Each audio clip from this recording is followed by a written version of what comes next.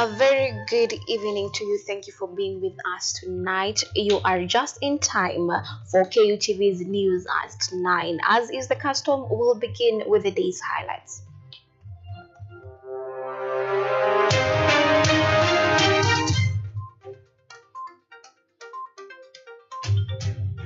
University dons and staff union stage nationwide demonstration over delayed implementation of 2021-2025 CBA.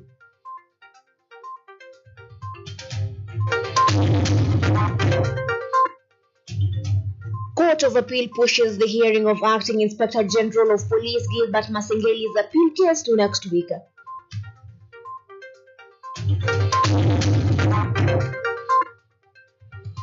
Parliament approves Douglas Kanja's nomination as the new Inspector General of Police, with Douglas Kanja now awaiting formal approval from the President.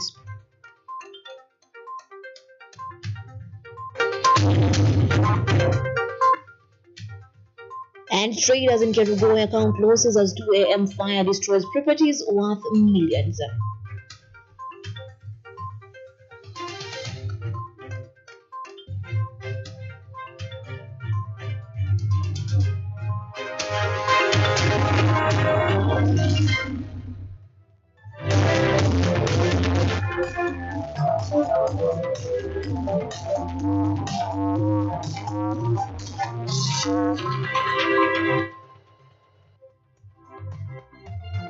This is KUTV Primetime News with Yvonne Kemuma.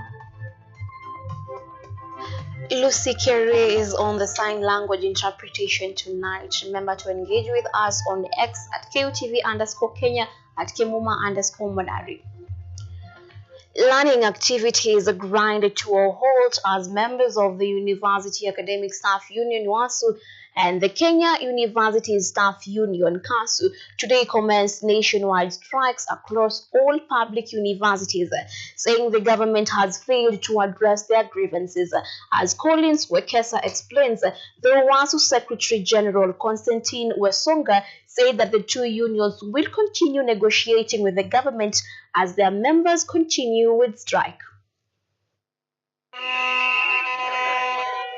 Crisis strikes universities learning across the country as lecturers down their tools over what they say the government has failed to address their grievances surrounding the 2021-2025 collective bargaining agreement.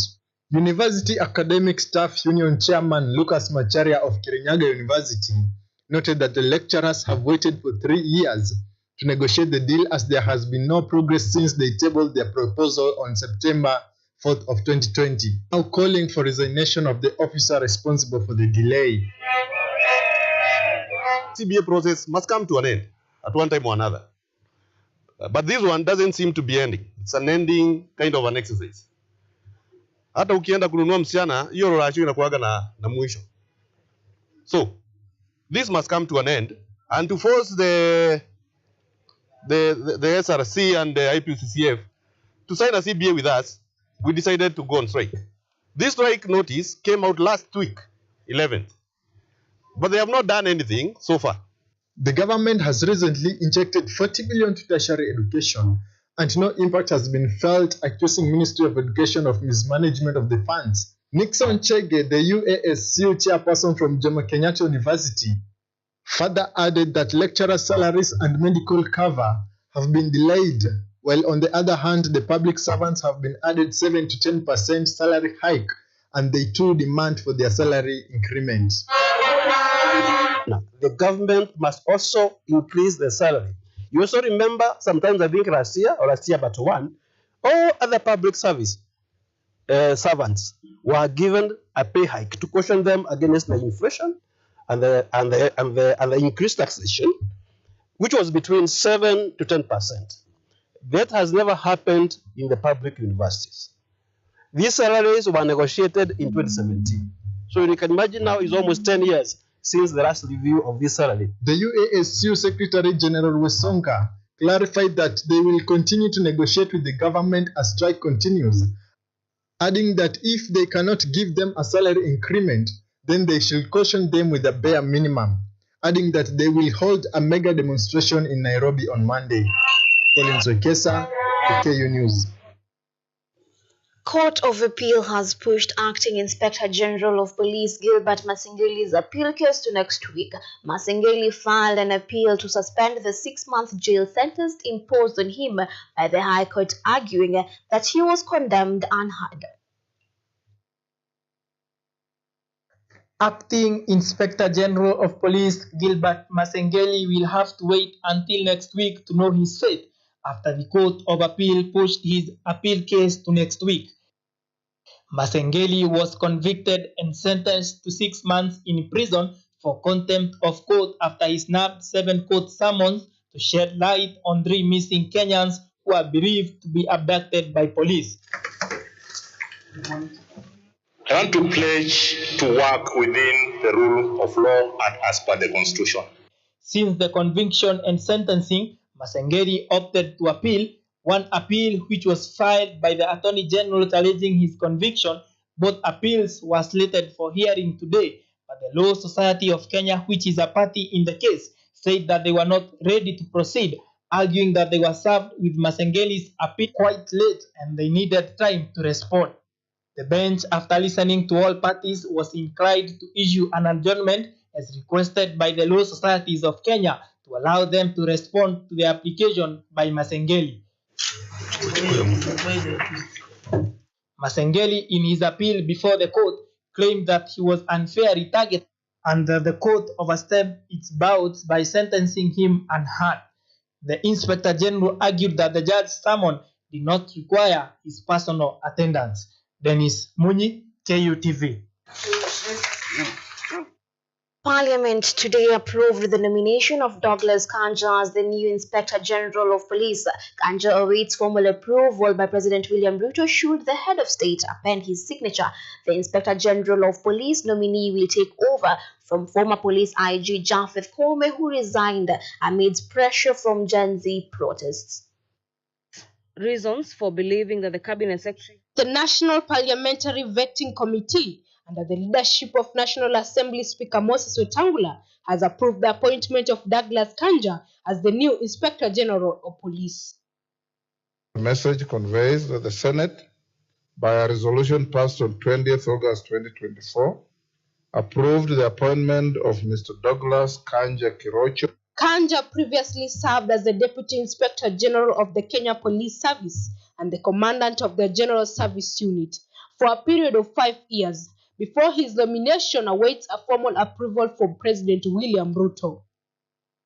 If President Ruto penned his signature to his approval, Douglas Kanja will succeed Japheth Koome, the former Inspector General who resigned following the Gen Z protest, which under his leadership brought about the police brutality and disappearance of citizens in the country. Parliament is counting on Kanja to address the welfare of police officers and prioritize the issue of corruption that plagues the police department.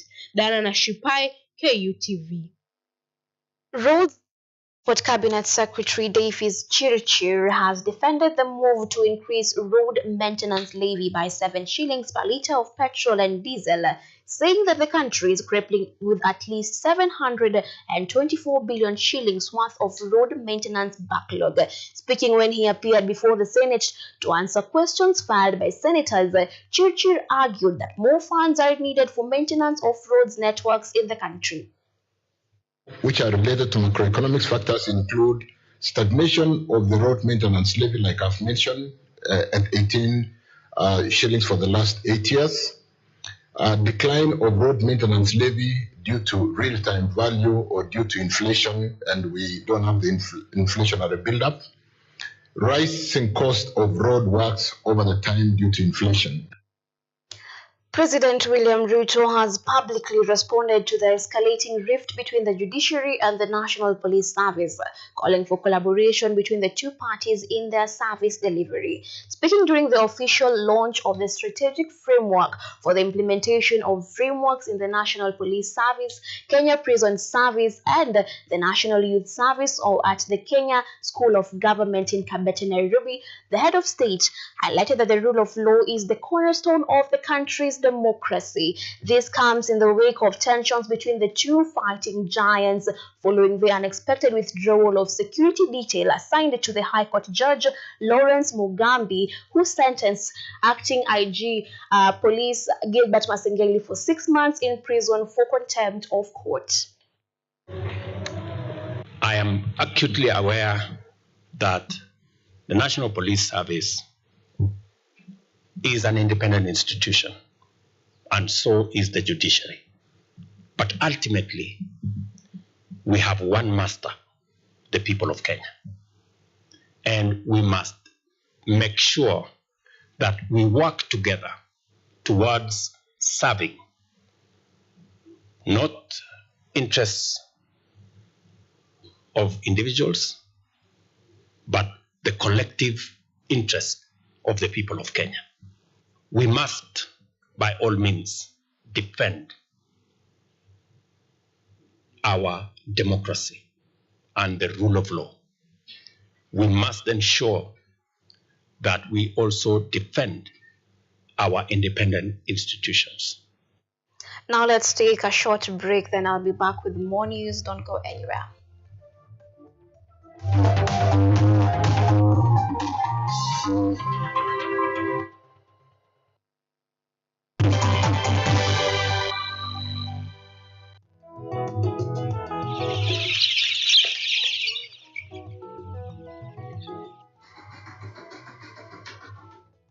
Ni kaunti maarufu kwa kuzalisha maziwa na ukuzaji wa majani chai. Pia, serikali ya kaunti inawahimiza wakulima kukumbatia mitindo mingine ya kilimo kuzidisha mapato. Kama kuna kikundi moja inafanya biashara ya kuuza kuku, hao pia tumewafadhili kuwafunza jinsi ya kuhandle zile kuku kwa sababu wanaleta kwa wingi.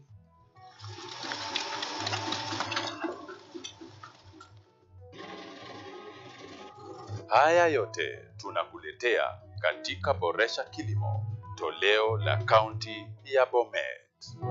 Kilimo ni nguzo kwa ujenzi wa taifa. Maelfu na maelfu ya wahamiaji wakiwa na watoto kutoka nchi za Amerika ya Kati wanaendelea kuwasili kwenye mpaka kati ya Marekani na Mexico. The folks are going. Thank you very, very much. I appreciate it. Ni habari kutoka pembe zote duniani. Pepo pasi vuguvugu, pepo pani idea. Tazidi ananyonya, hanyonyi vizuri, anakuwa hayuko comfortable. Jeshi la Jamhuri ya Kidemokrasia ya Kongo linapambana na waasi wa ADF. Kwa sasa wanatoa wito kwa mashirika, makampuni na vile vituo vya uchukuzi. Mambo mengi yatakwenda kama yalivyopangwa. Hapa ni kuna mmoja wa viongozi wa chama cha wavuvi katika eneo hili. Zaidi tunajaribu kuwapa chanjo ili ina boost ama inanyanyua kinga ya mwili, hiyo inaweza kupelekea kupambana na virusi. Ni duniani leo, Jumatatu mpaka Ijumaa, moja kwa moja kutoka Washington DC.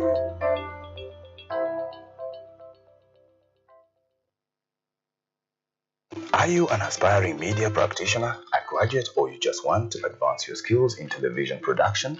Then welcome to Kenyatta University, where education meets innovation.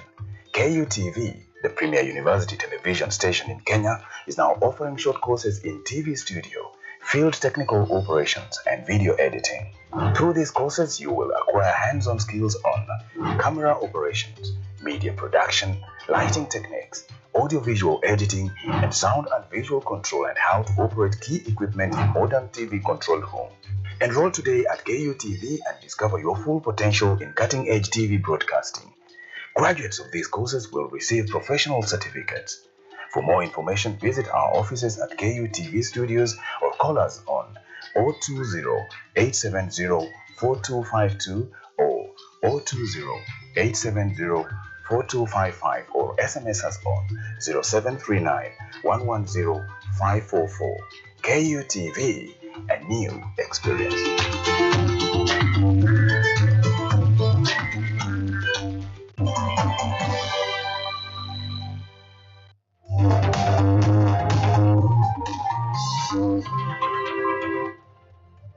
Ni are watching KUTV Primetime News with Yvonne Kemuma. Welcome back. Remember, you can engage with us on X at KUTV_Kenya, at Kemuma_Monari. This particular bulletin is streaming live on YouTube at KUTV News Kenya.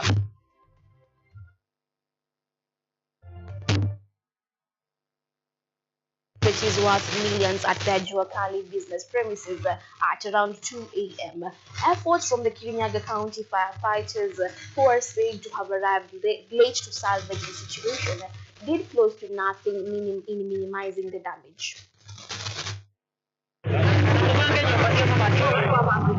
Residents of Kerogoya are distressed after a fire destroyed most of their property, leaving workers in a difficult situation as they struggle to rebuild their businesses after fire broke out at around 2 a.m. Na watu waliweza kujulisha wale wazimamoto, wale wanaofanya kazi ya wazimamoto, lakini imebainika ya kwamba wao tu ni kama wanakula mshahara, kwa sababu walipoenda kuitwa walisema gari imeharibika. The residents of Juakali came in outrage due to the firefighters delaying in their work, not being able to offer any assistance, which led them to losing a lot of their properties. They also claimed that they have lost a lot of money, from which their property was worth a lot of money. Hasara hapa ni ya kitu milioni 3 hapa. Na kule kwingine kuko na milioni ka 20 million. Area MCA Eric Morithi linked the fire incidents to certain individuals who have been on the forefront advocating for the eviction of Juakali traders. The area MCA said he received complaints from Juakali workers that county officers have asked them to vacate the premises without providing a relocating site. The workers claimed they were not given any official notice regarding the eviction of details about where they're supposed to relocate. Kuna baadhi ya maofficers wa county ambao walikuwa wanakuja kutishia hawa wafanyibiashara wa Juakali maisha, kuambia hapa lazima wahame. The residents are appealing to the government for assistance in rebuilding the Juakali premises, as many rely on it for their livelihood. The premises have transformed the lives of numerous people in Kerugoya, making it essential for their economic well-being and survival. Diana Nashipai, KUTV. 5,000 premature deaths in Kenya per year are air pollution related. To prevent more deaths, authorities in Kenya have installed air quality monitors in Nairobi to minimize death related to air pollution. VOA's Victoria Amunga reports. Dense traffic and dirty fuel emissions characterize some of the Kenyan capital streets. The city is home to at least 5 million people, and with the growing numbers, local authorities say the air quality is declining. Many vehicles use diesel and petrol. They are emitting a lot of chemicals, the gases into the air. And also we have industries. Some of them are built in residential area. Residents like Eunice Chuli, a vendor in Nairobi, bear the brunt of the situation. Chuli says she often falls sick. She believes it's because of the dirty air that she's exposed to here daily. Recently, I had a coughing issue. I was coughing very seriously. I had to go to a hospital to be checked.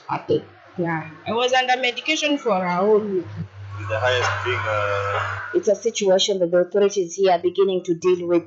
The first step is to install air quality monitors around the city. The monitors' inlets pick up particles in the air. Larger fragments are screened out, leaving the thin bits to flow to a filter. The head of air quality at the World Resources Institute, George Mwaniki, explains that the system measures particles which are usually dangerous to the human body. And they come to a filter here where they are impacted, and then the machine has a very sensitive weighing machine that it weighs every 1 minute what is the changes in terms of the weight of the filter. So this is actually an hourly concentration. The collected data is sent out for real-time analysis. At least 37 monitors have been set up so far. The initiative is funded by the U.S. Agency for International Development, or USAID, for over $1.5 million. The agency's spokesperson says the data will help the government target clean air interventions where they are most needed and evaluate their effectiveness. According to a 2020 report, more than 5,000 premature deaths in Kenya are caused each year by air pollution. Respiratory disease specialist Dr. Jared Mecha says diseases that result from pollution are a matter of growing concern. You have cough, so cough that we cannot explain. Then we also have actually cancers of the upper airway. With the air monitoring devices, Nairobi joins 10 global cities that are working towards clean air by gathering data. The Breathe Cities initiative looks to take a sectoral approach, and so we're looking for innovative policies across transport, across waste management, across industry.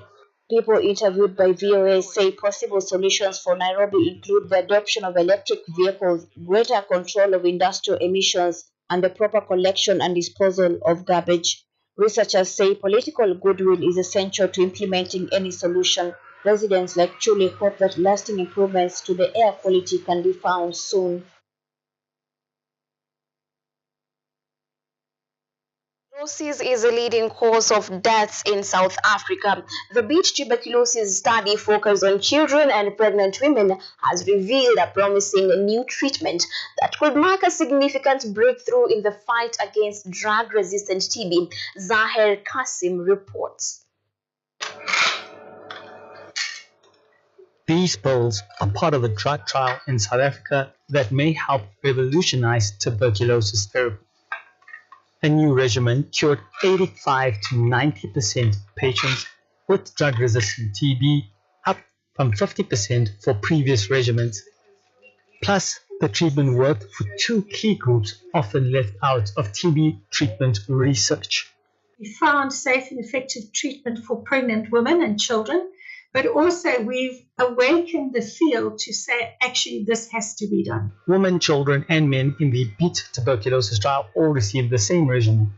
That's a change from previous treatments, even though TB often affects entire families. The daddy gets one easy regimen to take, and then the mom gets a more complicated one because she's pregnant, and the child gets an even more complicated one.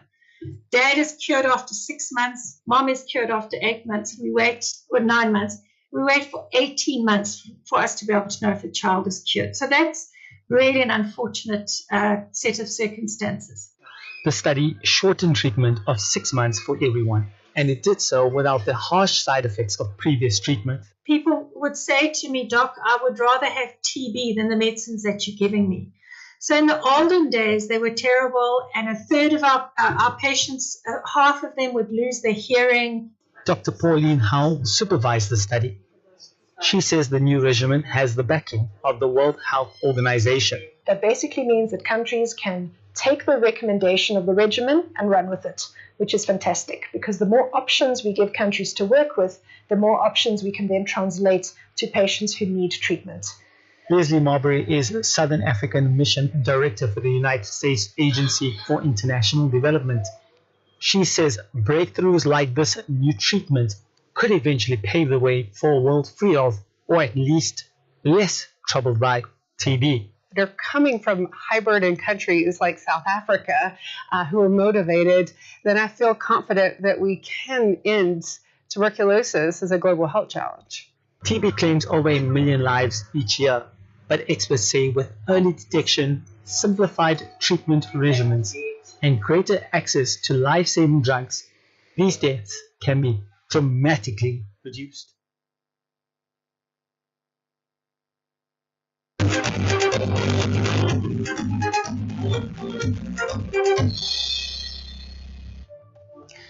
The Football Foundation for Africa, FFA, has entered into a strategic partnership with Kenyatta University one of Africa's leading institutions in higher education and sports. This new collaboration aims to leverage football as a tool for social and economic transformation across the continent, setting the stage for long-term impact in research, innovation, and community outreach. The Football Foundation for Africa and Kenyatta University have signed a memorandum of understanding that paves the way for collaboration in key areas, including academic partnerships, research, innovation, and community outreach. This partnership marks a significant milestone for both organizations, uniting their expertise in sports and education to drive socio-economic development across Africa. So let's go. Brian Wesa-Allah, founder and CEO of the Football Foundation for Africa, highlighted the importance of this collaboration in advancing the foundation's mission to use football as a catalyst for Africa's social and economic development. Professor Caroline Langard, Deputy Vice Chancellor of Research, Innovation and Outreach at Kenyatta University, echoed this sentiment, emphasizing the university's commitment to innovation and its pivotal role in shaping Africa's football future as they prepare for the AFCON 2027. This is important for us because we cannot do scientific community outreach without connection. So Brian reached out because they are having an activity this year, and having interacted with the conference, he thought that our school had a big opportunity to contribute in the upcoming event that they are organizing. They are also in IGEA working closely with the Department of Recreation and Sports on behalf of the university to see us very actively represented in the continental activity that is coming up. Bringing FFA to Kenyatta University, I believe there's a lot we can do in terms of promoting knowledge in sports, growing that same knowledge, because knowledge again is not static, knowledge is dynamic. Things are changing every day. Now we're talking about AI. How is that going to impact our sports? These are things that are giving the developed sports economies an unfair advantage, you can put it that way. So how do we make sure that we are at par and competing at the same level? Kenyatta University, known for its leadership in sports education, is said to play a vital role in upcoming events like the Africa Football Business Summit 2024 and the African Cup of Nations 2027, which Kenya, Uganda, and Tanzania will co-host.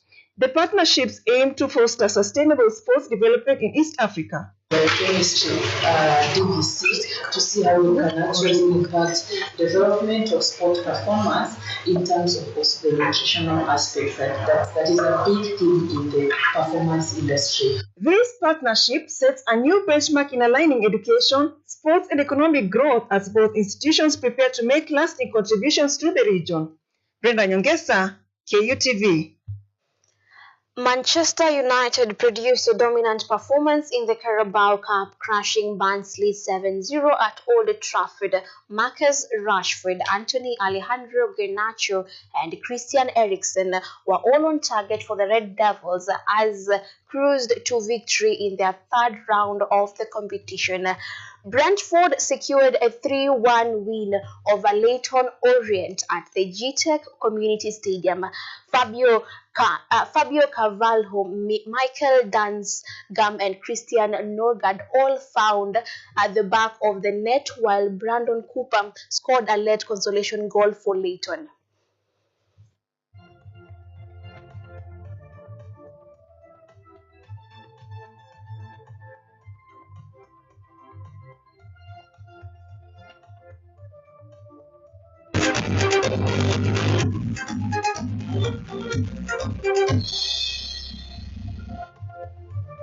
Now that is all the time we had for you tonight here on KUTV's News at 9. I'm very glad you could join us.